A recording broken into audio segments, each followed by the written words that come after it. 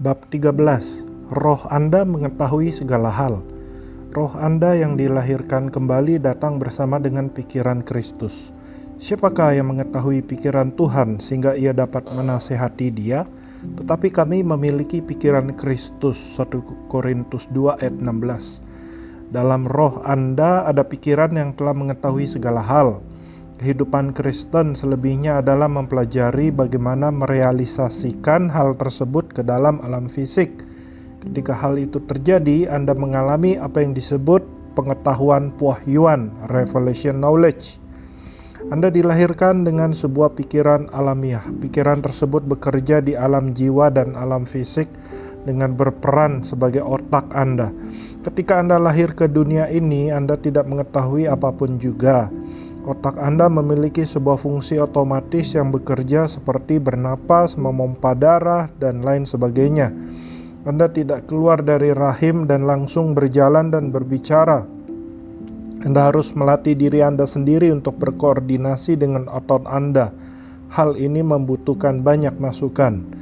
Ketika Anda dilahirkan kembali, Anda menerima pikiran Kristus dalam roh Anda. Akan tetapi, roh Anda tidak perlu berkembang, dilatih, atau diberikan pengajaran, karena roh Anda dilahirkan dalam pengetahuan yang sempurna.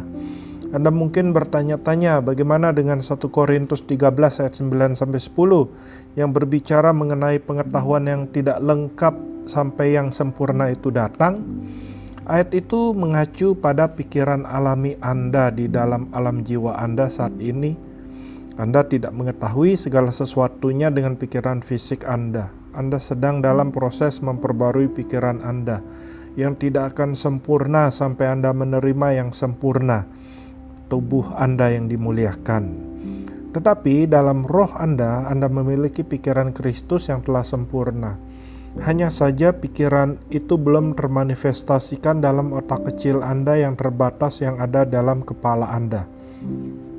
Tidak ada seorang pun yang dapat mempertahankan posisi keliru bahwa 1 Korintus 2 ayat 16 memiliki arti bahwa Anda memiliki pikiran Kristus saat ini dalam pikiran fisik Anda. Tuhan Yesus tahu ada hal-hal di dalam pikiran alami Anda yang Anda tidak sadari. Tuhan tahu apa yang Dia katakan dalam firman, tapi Anda dan saya masih harus menyingkapkan kepenuhan dari apa yang dimaksudkannya. Bahkan apa yang ada di dalam Injil itu saja. Tidak ada seorang pun yang dapat mengklaim pengertian total dan pewahyuan sempurna karena tindakan-tindakan dan sikap-sikap Anda tidak mendukungnya. Apakah Anda memiliki pikiran yang mendua? Pikiran rohani Anda dan pikiran fisik Anda adalah dua hal yang berbeda yang ada dalam diri Anda. Ketika mereka bertentangan, maka akan terjadi keraguan-raguan. Sucikanlah hatimu, hai kamu yang memiliki pikiran yang mendua. Yakobus 4 ayat 8, King James Version. Kunci kehidupan Kristen adalah melatih pikiran fisik Anda untuk sepakat dengan pikiran rohani Anda yang merupakan pikiran Kristus. Anda adalah roh, jiwa, dan tubuh. Roh Anda yang telah dilahirkan kembali selalu sepakat dengan Tuhan.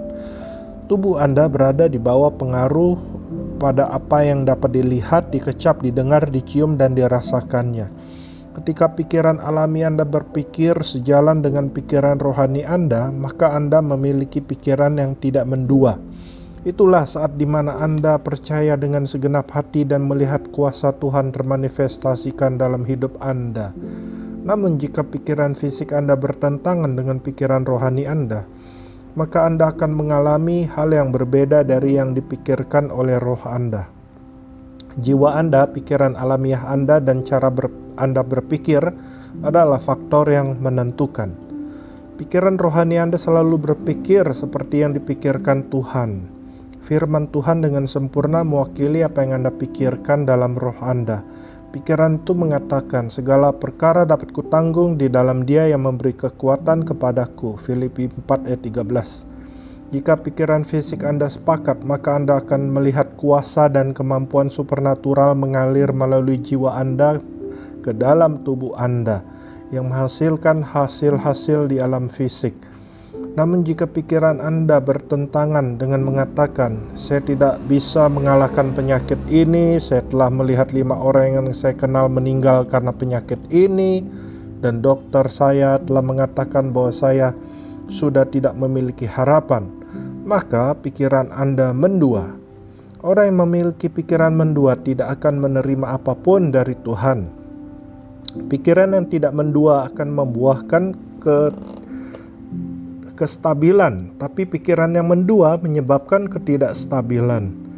Tetapi apabila di antara kamu ada yang kekurangan hikmat, hendaklah ia memintakannya kepada Allah yang memberikan kepada semua orang dengan murah hati dan dengan tidak membangkit-bangkit, maka hal itu akan diberikan kepadanya. Hendaklah ia memintanya dalam iman dan sama sekali jangan bimbang, sebab orang yang bimbang sama dengan gelombang laut yang diombang-ambingkan kian kemari oleh angin. Orang yang demikian janganlah mengira bahwa ia akan menerima sesuatu dari Tuhan, sebab orang yang mendua hati tidak akan tenang dalam hidupnya. Yakobus 1 ayat 5-8. Pikiran Kristus ada dalam roh Anda, namun jiwa Anda tidak secara otomatis berpikir sama dengan roh Anda. Diperlukan suatu usaha untuk memperbarui pikiran alamiah Anda agar sejalan dengan pikiran roh Anda. Pada dasarnya inilah tempat terjadinya konflik dalam kehidupan orang Kristen dalam pikiran. Anda mengetahui segala hal. Kebanyakan orang Kristen percaya bahwa satu-satunya hal yang bisa berubah ketika mereka lahir baru adalah masa depan mereka, yaitu surga, bukannya neraka. Setelah menerima Kristus, mereka tidak melihat adanya perubahan dalam tubuh fisik mereka, dan mereka juga tidak secara otomatis menerima perubahan tersebut dalam jiwa mereka. Oleh karena itu, mereka menyimpulkan bahwa perubahan yang nyata hanya ada di atas kertas. Tidak ada yang benar-benar berubah sampai nanti di sorga, ketika segala sesuatunya menjadi menakjubkan. Ya, perubahan itu akan disempurnakan di sorga, namun saat ini sepertiga bagian dari diri Anda telah disempurnakan. Roh Anda memiliki pikiran Kristus dan mengetahui segala sesuatu. Jika Anda benar-benar percaya akan hal ini, Anda tidak akan dengan mudah didorong ke dalam kekalahan dan mengeluh. Saya tahu Tuhan dapat melakukan itu, tapi saya hanya tidak mengerti dengan hal-hal yang dari Tuhan.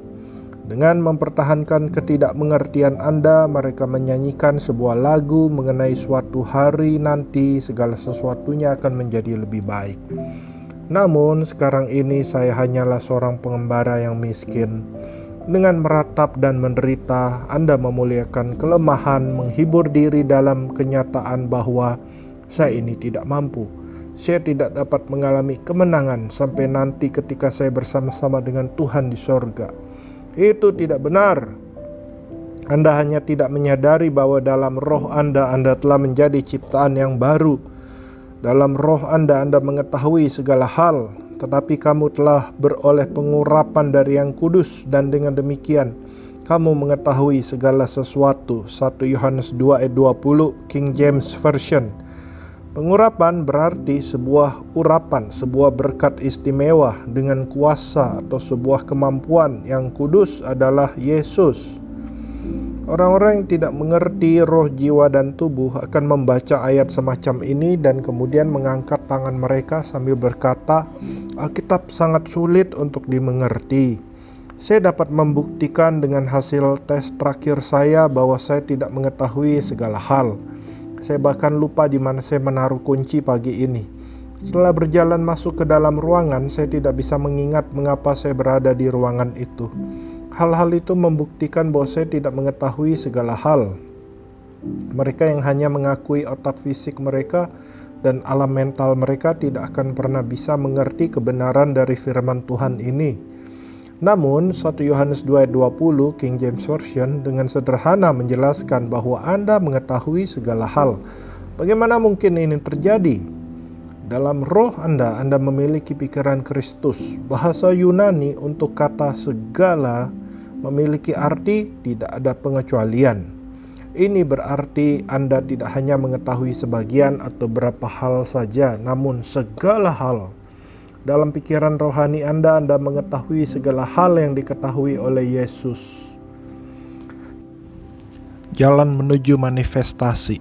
Anda mungkin bertanya, itu luar biasa, tapi apa yang dapat dihasilkan hal itu bagi saya? Bagaimana saya dapat mengeluarkan itu ke alam fisik di mana saya membutuhkannya? Pertama dan yang terutama, Anda harus percaya bahwa Anda telah mendapatkannya. Anda tidak dapat melepaskan sesuatu yang tidak benar-benar Anda percaya bahwa Anda memilikinya. Jika Anda ragu-ragu mengenai kebenaran bahwa roh Anda yang lahir baru memiliki pikiran Kristus dan mengetahui segala hal, maka saat Anda berusaha untuk melepaskan keluar hal itu, iblis akan mencobai Anda untuk berpikir apa yang dikatakan orang itu tidak benar. Alkitab tidak mengartikannya demikian, itu tidak akan berhasil. Kecuali Anda benar-benar yakin, maka Anda hanya akan menjadi frustasi dan menyerah sebelum Anda melihat hal-hal tersebut termanifestasi. Anda harus percaya bahwa Anda memiliki pikiran Kristus dalam roh Anda yang lahir baru. Bahkan ketika Anda mengacaukannya, itulah langkah awalnya. Begitu Anda benar-benar percaya, maka Anda sudah berada di jalan menuju manifestasi. Bab 14. Melepaskan pikiran Kristus. Mempelajari firman Tuhan akan menarik keluar hikmat yang ada di dalam roh Anda. Ketika Anda membaca Alkitab, Anda sedang menerima kata-kata dengan mata fisik Anda yang adalah roh dan kehidupan. Saat Anda membawa pengetahuan ini masuk ke dalam jiwa Anda, pemikiran-pemikiran dan ide-ide baru masuk ke dalam pikiran fisik Anda. Ketika ini semua terjadi, roh Anda yang telah memiliki kebenaran dan pikiran Kristus akan menjadi saksi bersama dengannya. Tentu saja Anda pernah membaca sebuah ayat dan merasakan sepertinya tiba-tiba saja Anda melihat itu. Anda mungkin saja telah membacanya puluhan kali atau bahkan ratusan kali sebelumnya. Namun seketika itu juga segala sesuatu di dalam diri Anda berteriak, "Ya!" Itulah roh Anda dan jiwa Anda yang sedang menjadi satu pikiran. Ketika alam jiwa Anda mendapatkan kebenaran dan mulai menggenggamnya, maka roh Anda akan terhubung dan sepakat. Begitu hubungan itu terjadi, maka kebenaran akan keluar dari dalam diri Anda. Itu sekarang pewahyuan dan kenyataan bagi Anda karena kesaksian dalam diri Anda. Anda tidak harus memerlukan orang lain untuk membuktikannya karena Anda mengetahuinya. Berapa ayat menyingkapkan kesaksian di dalam diri ini?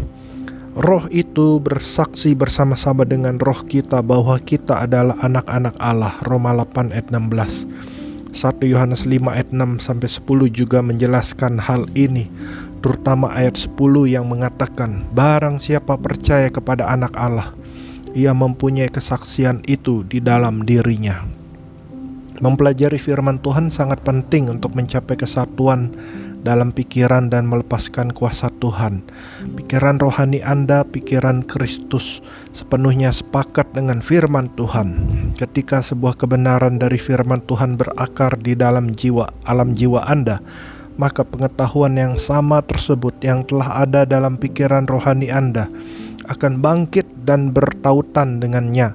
Hal ini akan menarik keluar kuasa Tuhan yang ada di dalam diri Anda ke dalam alam fisik ini. Itulah saatnya di mana Anda melihat manifestasinya. Roh Anda berdoa. Berdoa dalam bahasa lidah adalah sebuah cara lain untuk melepaskan pikiran Kristus. Kejarlah kasih itu dan usahakanlah dirimu memperoleh karunia-karunia roh, terutama karunia untuk bernubuat. Siapa yang berkata-kata dengan bahasa roh tidak berkata-kata kepada manusia, tetapi kepada Allah. Sebab tidak ada seorang pun yang mengerti bahasanya. Oleh roh ia mengucapkan hal-hal yang rahasia. 1 Korintus 14 ayat 1-2. Ketika Anda berdoa dalam roh, Anda sedang mengucapkan hal-hal yang rahasia. Roh Anda berdoa, sebab jika aku berdoa dengan bahasa roh, maka rohku lah yang berdoa, tetapi akal budiku tidak turut berdoa. 1 Korintus 14 ayat 14. Ayat ini menunjukkan cara kerja kedua pikiran. Ketika Anda berdoa dalam bahasa roh, maka roh Anda yang berdoa, tapi akal budi, pengertian Anda, yaitu pikiran, jiwa, fisik, dan alamiah Anda, sama sekali tidak bermanfaat atau tidak menghasilkan apapun juga. Anda membangun diri Anda sendiri dengan berdoa dalam bahasa roh. Siapa yang berkata-kata dengan bahasa roh, ia membangun dirinya sendiri. 1 Korintus 14 ayat 4. Kata membangun di sini berarti untuk mengkokohkan atau untuk mengembangkan pertumbuhan rohani. Jiwa Anda lah yang sebenarnya bertumbuh dan sedang dibangun karena roh Anda telah sempurna. Pikiran Kristus dalam roh Allah, dalam roh Anda berdoa ketika Anda berdoa dalam bahasa roh. Tujuan Anda adalah untuk memfasilitasi kesatuan pikiran. Anda tidak sedang mencoba untuk memasukkan firman Tuhan ke dalam roh Anda, karena pikiran Kristus telah mengetahui segala hal. Anda sedang mencoba untuk memasukkan firman Tuhan ke dalam jiwa Anda, sehingga roh Anda dapat bersaksi dengannya. Saat alam jiwani Anda mendapatkan sebuah kebenaran dan sepakat, ya Tuhan, ini adalah yang saya percayai. Saya membuang semua pemikiran dan sistem kepercayaan yang bertentangan dengan kebenaran ini. Kebenaran ini sekarang akan menguasai kehidupan saya. Anda menjadi satu pikiran, jiwa Anda bersatu dengan cara berpikir roh Anda. Dan Anda dibangun dengan menarik keluar hikmat dan pengetahuan roh Anda yang masuk ke dalam alam fisik. Itulah saat di mana Anda akan melihat kuasa Tuhan bermanifestasi. Hikmat tersembunyi. Ketika Anda berdoa dalam bahasa roh, roh Anda mendoakan hikmat Tuhan yang tersembunyi. Oleh roh yang mengucapkan hal-hal yang rahasia. 1 Korintus 14 ayat 2. Apakah hal-hal rahasia itu? Tetapi yang kami beritakan ialah hikmat Allah yang tersembunyi dan rahasia, yang sebelum dunia dijadikan telah disediakan Allah bagi kemuliaan kita. 1 Korintus 2 ayat 7. Itulah apa yang diajarkan oleh Rasul Paulus. Dalam 1 Korintus 2, Paulus menjelaskan ajaran dan hikmatnya. Dia tidak hanya menggunakan intelektual manusianya, namun dia melayani firman Tuhan dengan keyakinan akan kekuatan roh. 1 Korintus 2 ayat 4. Dalam proses menjelaskan ini, Paulus meletakkan pengetahuan dagingnya, pengetahuan fisik yang dipelajarinya, jenis pengetahuan yang Anda terima di sekolah, demi hikmat Tuhan. Dengan kata lain, ada hikmat yang dihasilkan dari dalam roh Anda yang telah dilahirkan kembali, pikiran Kristus. 1 Korintus 2 ayat 16. Dan ada hikmat yang berasal dari otak fisik Anda, apa yang diajarkan oleh seseorang. Karena Anda tidak bisa benar-benar mengerti hal-hal dari Tuhan dengan pikiran alamiah Anda, maka Anda harus mengerti hal-hal dari Tuhan melalui manusia roh Anda. Hikmat yang datang dari roh Anda inilah yang memampukan Anda untuk berhubungan dengan Tuhan. Paulus mengajarkan hikmat ini saat dia mengundang orang-orang tidak percaya dan saat dia mendorong mereka untuk bertumbuh dewasa. Karena kepada kita Tuhan telah menyatakannya. Sebelum saya melanjutkan, saya ingin menjelaskan sebuah penyalahgunaan ayat 1 Korintus 2 ayat 9 yang mengatakan apa yang tidak pernah dilihat oleh mata, yang tidak pernah didengar oleh telinga, dan yang tidak pernah timbul dalam hati manusia, semua disediakan Allah untuk mereka yang mengasihi Dia. Berapa orang membaca dan mengatakan ini bertentangan dengan apa yang Anda ajarkan. Ayat ini menunjukkan bahwa Anda tidak benar-benar mengetahui hal-hal dari Tuhan.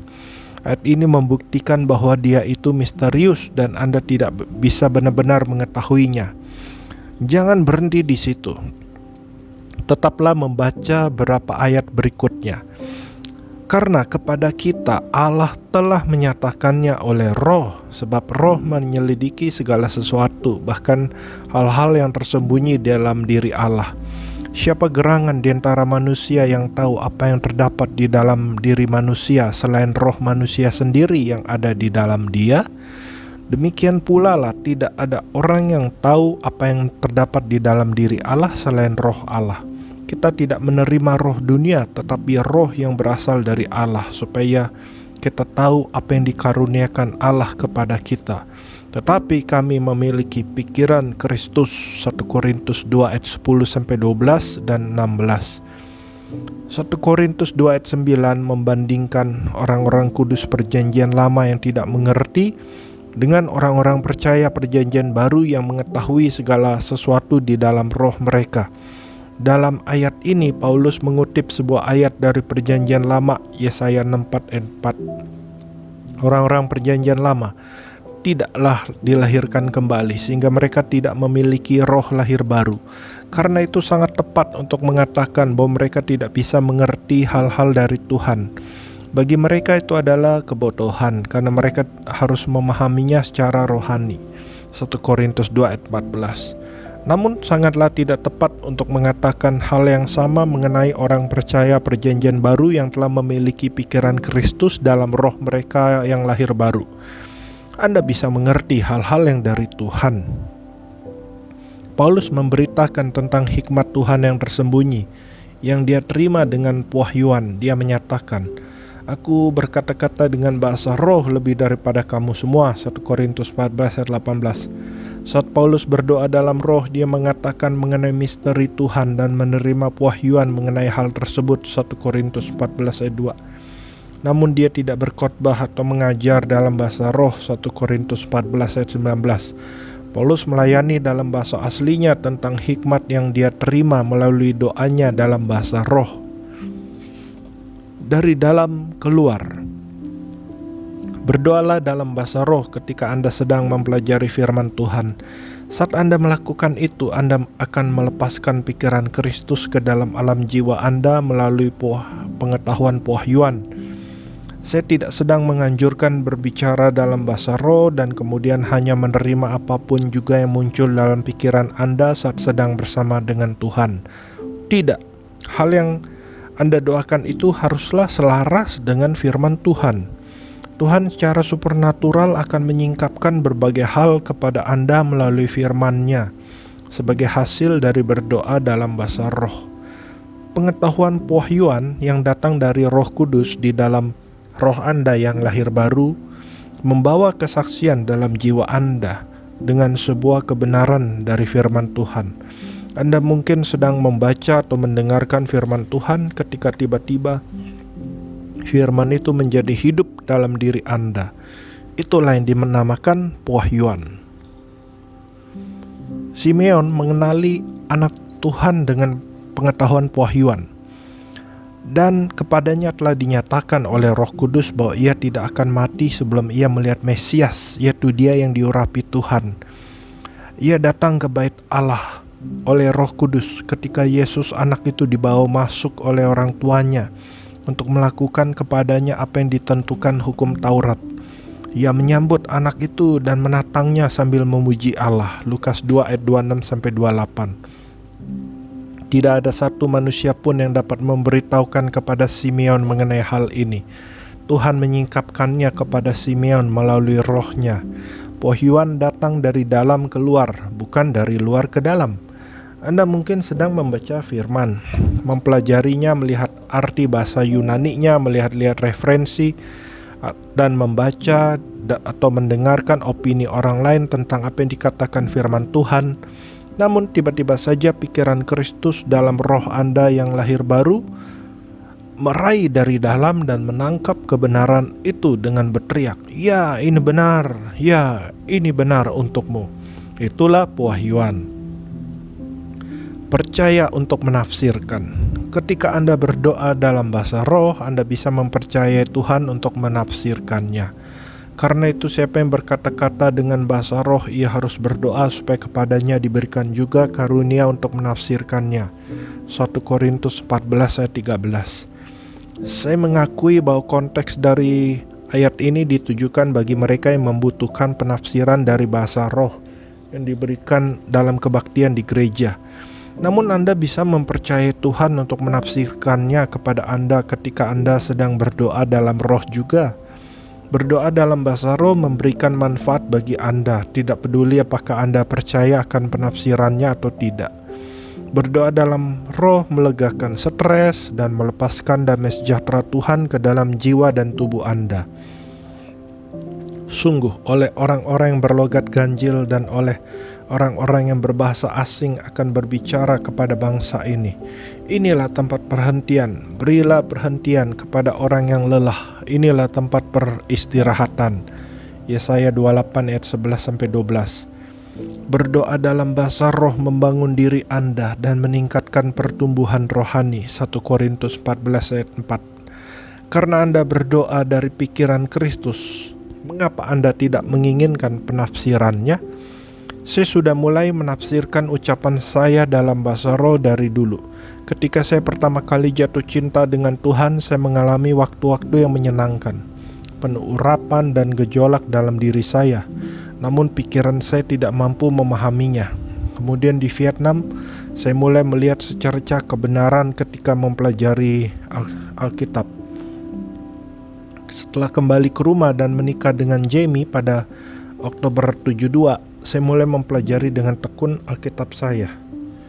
Firman Tuhan menjadi hidup bagi saya, dan roh saya akan bersuka karenanya. Saya akan membaca beberapa pasal tertentu, dan roh di dalam saya hanya ingin berdiri dan berteriak. Namun karena hal ini bertentangan dengan cara agamawi yang diajarkan kepada saya pada waktu itu, saya benar-benar bergumul dengan apa yang ada di dalam diri saya itu. Dalam hati saya bertekad untuk mengalami terobosan. Beberapa saat kemudian, saya menghabiskan 6-10 jam sehari untuk menuliskan ayat-ayat di dalam buku catatan saya. Setelah itu saya berhenti menulis dan merenungkan setiap kata yang ada. Kemudian saya akan mengunci diri saya dalam kamar di apartemen kecil kami di Garland, Texas, untuk berdoa dalam bahasa roh atas ayat-ayat tersebut selama 1 atau 2 jam. Roh saya telah mengetahui kebenaran-kebenaran ini, tapi saat saya berdoa dalam bahasa roh dan meminta Tuhan untuk menafsirkannya ke dalam pikiran saya sehingga saya dapat mengerti ayat-ayat tersebut, pohyuan itu datang. Pengertian datang saat saya menuliskan ayat-ayat tersebut, merenungkannya dan mendoakannya dalam bahasa roh, dan menerima penafsiran. Bahkan pohyuan roh, jiwa, dan tubuh ini adalah salah satu hal pertama yang Tuhan tunjukkan kepada saya. Karena saat itu pikiran saya sangat kacau karena agama dan pengajaran yang salah. Maka saya memerlukan berapa bulan sebelum saya akhirnya mulai membuat hubungan-hubungan tersebut. Kemudian tiba-tiba saja sepertinya dalam waktu 1 minggu Tuhan mulai menjelaskan segala sesuatunya kepada saya. Saya mengerti tentang keselamatan kekal dan bagaimana Tuhan bisa mengasihi saya. Kebenaran-kebenaran ini meledak dalam diri saya dan menjadi kenyataan bagi saya. Setelah kira-kira 1 minggu, pewahyuan ini menjadi sangat cepat dan hebat sehingga saya sungguh-sungguh harus meminta Tuhan untuk bergerak lebih perlahan. Saya ingin mengerti dan menguasai itu semua tanpa melewatkan satu kebenaran pun. Salah satu cara agar ini terjadi adalah saya berdoa untuk mendapatkan penafsirannya. Malapetaka atau keamanan? Nah, hanya karena Anda berdoa dalam bahasa roh dan meminta Tuhan untuk menafsirkannya, tidak berarti Anda harus menerima setiap pikiran yang datang ke dalam pikiran Anda itu sebagai pikiran yang berasal dari Tuhan. Itu adalah sebuah resep bagi malapetaka. Anda harus menilai setiap pikiran dengan firman Tuhan. Roh dan firman Tuhan selalu sepakat. 1 Yohanes 5 ayat 7. Mereka tidak pernah bertentangan karena firman Tuhan tidak pernah menentang kebenaran rohani. Entah Anda berdoa dalam roh dan percaya pada penafsirannya atau tidak. Kapanpun pemikiran-pemikiran yang bertentangan dengan firman Tuhan timbul dalam pikiran Anda, maka Anda harus segera menyimpulkan bahwa itu bukan dari Tuhan. Paulus menghardik orang-orang Korintus karena menggunakan karunia-karunia Roh Kudus secara kedagingan. Pernyataannya dalam 1 Korintus 12, 13, dan 14 adalah koreksi berkenaan dengan penggunaan karunia-karunia Roh Kudus yang tepat, terutama tentang karunia berbahasa roh. Oleh karena itu, jika Anda berdoa dalam bahasa roh, tidak berarti itu menjamin bahwa apa yang Anda katakan tersebut murni dan sepenuhnya diinspirasikan oleh Roh Kudus. Daging Anda bisa jadi sebuah faktor. Namun jika Anda tetap tinggal dalam batasan-batasan Alkitabiah ini, Anda akan bisa menerima dengan aman pewahyuan dari Tuhan. Saat Anda berdoa dalam roh dan meminta penafsirannya, Berbagai pikiran akan datang dan tiba-tiba saja Anda akan berkata, "Saya tidak pernah melihat itu sebelumnya." Kemudian saat Anda mengujinya dengan memeriksa di beberapa tempat dalam Alkitab, maka hal itu akan menjadi suatu kebenaran yang jelas bagi Anda. Pada dasarnya Anda perlu mengetahui firman Tuhan untuk bisa melakukan hal ini. Ini mungkin bukan suatu cara yang bisa dilakukan oleh orang Kristen yang belum dewasa. Saya menghabiskan 6-10 jam dalam sehari untuk mempelajari Alkitab dan kemudian 1-2 jam berdoa dalam bahasa roh untuk penafsirannya.